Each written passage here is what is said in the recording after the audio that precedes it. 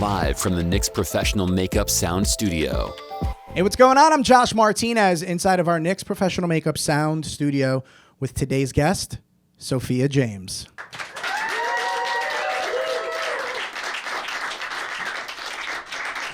Hi, guys. How are you doing? On this fine New York afternoon. New York, it's good to be here. Hey, anyone know anything about where a girl could get a really good gluten-free bagel? Cool, okay. Think on it. I'll ask again later. I've got 2 songs for you today. This first one I released pretty recently. It's about kind of falling head over heels for someone or something that's always gotten whatever they wanted. It's called So Unfair.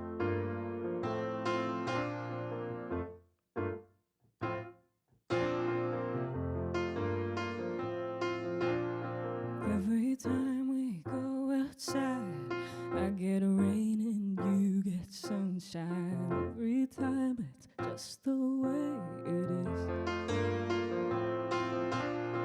Every time I spend the night, you get sleep, I'm up till morning light. I guess that's just the way it is. This was supposed to be a 2-way street. You skip the traffic and I'm losing speed.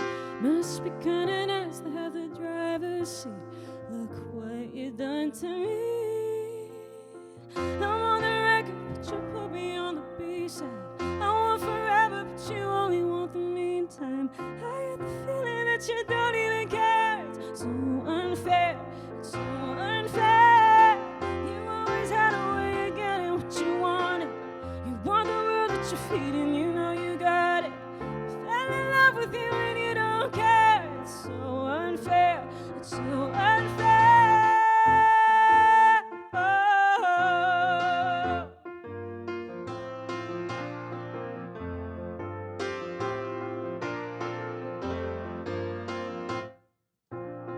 I don't ever fall in love. I don't get the feeling all too much. Of course I had to fall for you. You don't really feel the same. I know it's not ever gonna change. Of course I had to fall for you.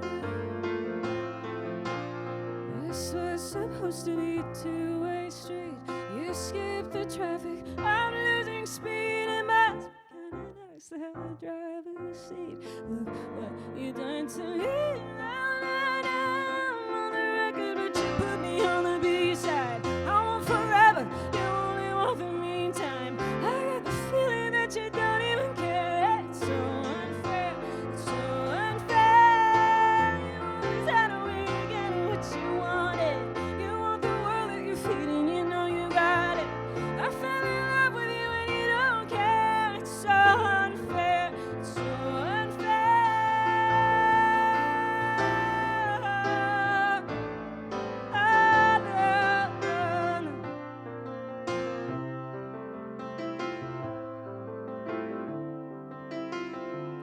Hope you always get whatever you want. I even hope one day you'll fall back in love. Hope you never feel the way that you made me feel. 'Cause I'm on the record, but you put me on the B-side. I want forever, you only want the meantime. I got the feeling that you don't even care. It's so unfair, it's so unfair. You always had a way of getting what you wanted.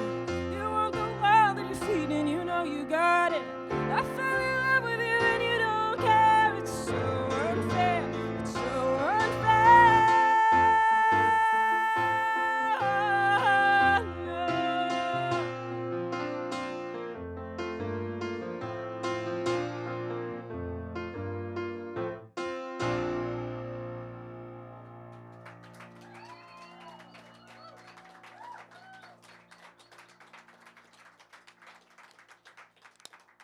Thanks. It's the first time I've actually ever played that just me and a piano. I usually use like a loop machine, which is like this. Do you guys know what it is? It's like this machine where you know, say I like record like, and it'll just loop that, and then you record more instruments into it, and then like you can beatbox into it, and it kind of makes a whole arrangement. So I was like, how the hell am I gonna do this on just piano? Anyway, you're the guinea pig audience, so thanks. I have an album coming out 2026, which thanks. So there's one thing the world needs, it's more albums. But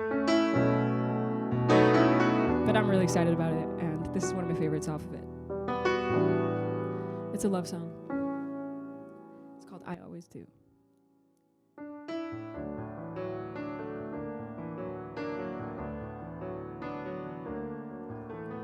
Wonder if the sun will keep from shining. Wonder if the sky will shed the blue. If you ever wonder if I love you, I always do.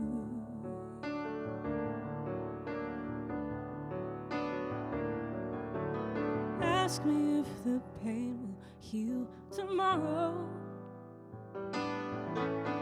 Honestly, I couldn't tell you true.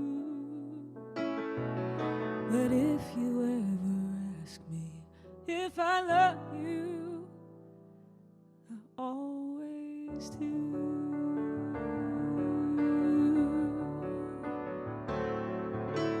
Nothing in this life can stay the same, and I can't tell you how it's gonna end. But darling, while you're getting through, there's one thing you can hold on to.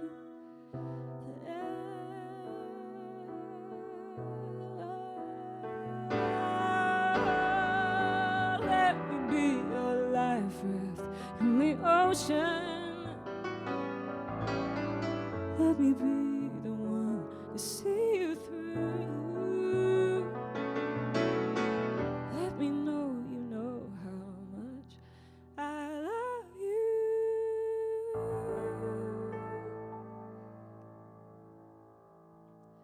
I always do. I always do.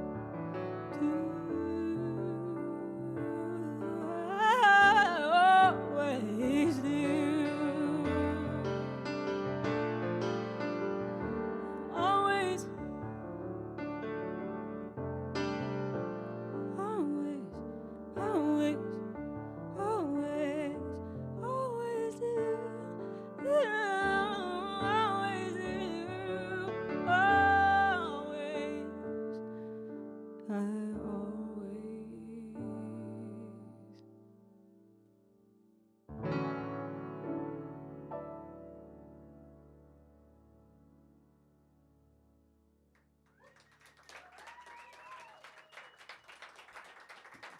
One more time, let's show some love to Sophia James. So off air, as we'll call it, we were discussing a little bit of a conundrum that you have in Manhattan because you're looking for a specific type of bagel right now, right? I'm on a quest to find New York's best gluten-free bagel. Got it. Okay. Well, there's a lot of options in Manhattan. So I hear. Yeah, because here in Manhattan, there's like so many different types of people living here with all these different types of allergies that gluten-free is probably the least of like the requests in a good way, where like they'll just be like, yeah, which one do you want? What flavor? Right. So you should be good. You'd be surprised. I've walked into a few bagel shops so far, just kind of hoping I'll like be lucky. And I go, you got any gluten-free bagel? And they're like, no. Or they'll just say like, we could get out of here. We can gut it. That's the best we could do. So you currently live in LA, right? Yes. Yeah. So what's the biggest difference so far coming to New York City compared to living in LA? Oh man, I spent a lot of time in New York, and I've thought this through on many a plane ride. In New York, it's just easier to get around. Because in LA, like 80% of your life is just sitting in traffic. Whereas here, it's like you can teleport. I love the subway. I love it so much. I think it's I romanticize it all the time. And it's just like, it literally is like teleporting. You're just sitting. You don't have to worry about driving. You're not the one controlling the vehicle. So you could take your book, you could do a little reading, you could listen to music. I guess you can listen to music in the car, but Yeah. but you know, you can do whatever you want. The freedom is just like exponential here. It's interesting because, like, as someone who prefers to drive, I'm just very type A. So, like, I would rather drive, and I grew up here, so I know how to navigate this. Like, that stuff doesn't scare me. Drive here? Yeah, I do. How do you do that? It's simple. You just got to drive. So when I was like 14 years old, my ex-girlfriend's mom told me, she's like, drive as though everyone on the road is the dumbest person alive. That has stayed with me for decades now. And I just drive with that mindset. And you'd be surprised the amount of times I curse at strangers because I'm like, you are dumb. Yeah, go in with low expectations. Exactly. And then you'll be impressed. Story of my life. You mentioned during your performance that you have an album coming in 2026. What are you most excited about aside from the album moving forward into the new year? Oh man, just performing more and more and making even more music. I'm kind of like wrapping up this current album that'll be released in 2026, and I'm already sort of thinking about the next one and like what world it'll exist in sonically and visually. And I always say this to everyone who asks like what I want to do, but I just want to be at any given point in time either in the studio writing and recording or on stage performing and touring and traveling and like, you know, making new connections with new faces and just like living in music at all times. It's one thing to write a song on your own when you wake up in the middle of the night and write it on your iPhone note or something. It's another thing when you go into a session. Have you ever gone into a session and thought maybe this is just a little too personal? I don't want to put that out there yet. When I started doing sessions, I was a little bit younger when I had kind of a stick up my butt for a long time about like I only write, you know, I work alone, you know, like I only write my own songs. But She's an artiste. I'm an artist, and then I realized it was a very pretentious and closed off state of mind, and it was just kind of closing me into this one box. And so when I started exploring, you know, collaborating with other people, it was definitely very daunting. And, you know, because you walk in a room sometimes and people ask, you know, like, how's your love life? Like, what are your traumas? And, you know, it's like, whoa, we just met, you know, like, let's have some coffee first. Like, And a gluten-free bagel. and a gluten-free bagel. You know, if you want to get to know me, ask about my gluten intolerance before you ask about my trauma. But it's definitely a little, but you know, the more you do it, it's like anything with practice, the more kind of open you get, and it also depends on who you're writing with. Like I've been lucky to work with this one collaborator across the past 2 years on this whole album, and we've just become very close and kind of have this like brother sister bond, you know. And it's just like I can come in and be like, God, today was awful. I did this happen and this happened, and then we're like able to translate it into song quite easily. So it takes time. And it takes the right person to open up. I'm always fascinated on how artists get through writer's block, right? Because everybody has a bunch of different strategies. What's yours to get through that writer's block? Oh, okay. My friends and I started doing this thing 2 years ago called 30-Day Songwriting Challenge. So it's for 30 days, you have to write and produce and submit a fully written and produced song to the group chat by midnight for 30 days, no exceptions. And the penalty, sorry, I know you have something to say. No, go ahead. Well, the penalty for failing to submit a song is posting on Instagram a real, no caption, a cappella cover of whatever song the rest of the group chat chooses. So it's pretty motivating, and it really forces you to just, it doesn't have to be good. You just have to write. And so since I've been doing those challenges yearly and stuff, I want to do them like more than once a year now. It's really refreshing, but I've just kind of, it's made me realize like, wow, you like a song does not have to be good. It just has to exist. And once you get over that like perfectionism of like, it has to be the best thing in the world, like it really isn't. Some of the dumbest songs are some of the greatest songs. But also, like, my first thought was like, damn, you have storage memory issues in your phone. If you're sending these big ass megabytes every night by midnight. Yeah. Every time I open my computer, it's like I have to delete more things, you know. It's worth it. And I think that as you're saying that, I actually like that a lot. More so because there could be a lyric from a friend's song that could trigger an entire song for you. So where do you like go for inspiration when it comes to those like blocks that you have? I think about my own experiences. I think about how I'm feeling in the current moment. Sometimes I'll watch a film. Sometimes I'll, listen to other music. I'll listen to my favorite artists, favorite bands. I like looking to the past, like I've been rocking with a lot of like the 70s, 80s stuff, and one line from a Sting song might spark an entire new song for me. I'm not sacred about it. I look anywhere, open the door, what's on the ground, like what story could be told from this penny, from 1786. But Well, you said a magic number there, 7. So you were the butt of a massive TikTok trend. Let's talk about that. Was that something that, like, was it a team that sat down and were like, hey, group 7, we have this idea, groups 1, 2, and then we're going to post it? Or was it you just laying in bed like, I got this idea, dog, boom, and then it just took off? Because a lot of great ideas come from the, I'm just laying in bed, boom. yeah, I wish I could tell you it was strategized, because then I would, feel like some kind of genius. An artiste. An artiste, exactly. It was all planned. No, it really came out of having no ideas. I came home from a session that night, and my collaborator was like, you gotta post more. Like, you gotta, like, I'm sure as every artist knows, like, it's like, yeah, you just gotta post and get your stuff out there, because that's all we can do. And so I was trying to promote my song, So Unfair. And I think I posted a few videos, surrounding like a parking ticket that I had just gotten. And then I had the intention to post just like a big batch of videos, because I had heard that it higher your chances of being thrown onto the algorithm if you post with big batches. Little tidbit, I guess. After a few videos, I just simply ran out of ideas. So I started numbering the videos. Like, hey, if you're seeing this, you're in group 3, you're in group 4, like just in accordance with the order of the videos. And I almost didn't post the 7th one, and glad I did. Yeah, because it took off, girl. It took off. It was a thing. I was like shocked. It was a stupid video. And I'm like amazed at the beautiful, world it's created and the community it's built. And I'm just like watching it completely bamboozled. I just think it's the funniest thing ever.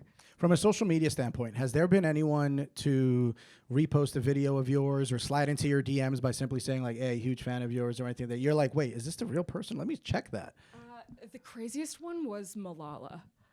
Malala Yousafzai. Like, she made her own post kind of surrounding the Group 7 video to promote her new book.